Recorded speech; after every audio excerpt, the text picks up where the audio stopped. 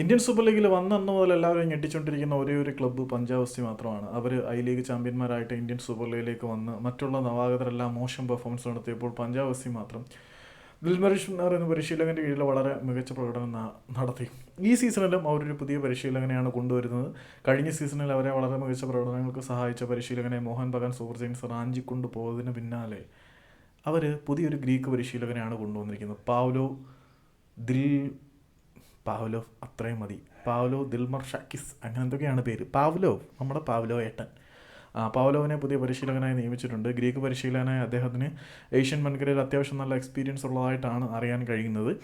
പുതിയ പരിശീലകരെ ഇവിടെ കൊണ്ടുവന്ന് കാര്യങ്ങൾ നേടിയെടുക്കാൻ പഞ്ചാബിന് കഴിയുന്നുണ്ട്. അവർ ട്രാൻസ്ഫർ മാർക്കറ്റിലും വളരെ ആക്റ്റീവായിട്ടുള്ള ഇടപെടലുകൾ നടത്തുന്നുണ്ട്.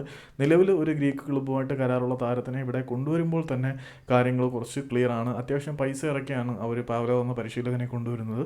അപ്പം പഞ്ചാബ് ഒന്നും കാണാതെ പൈസ ഇൻവെസ്റ്റ് ചെയ്യില്ല എന്നാണ് ഞാൻ ഉറച്ചു വിശ്വസിക്കുന്നത്. വരുന്ന സീസണിലും എതിരാളികൾ പഞ്ചാബിനെ കരുതിയിരിക്കുക എന്നുള്ള ശക്തമായിട്ടുള്ള മുന്നറിയിപ്പ് കൂടി ഈ ഒരു പ്രഖ്യാപനത്തിൻ്റെ പിന്നിലുണ്ടെന്ന് വിശ്വസിക്കാം. ഏതായാലും ഒഫീഷ്യൽ പ്രൊക്ലമേഷൻ വന്നു കഴിഞ്ഞു.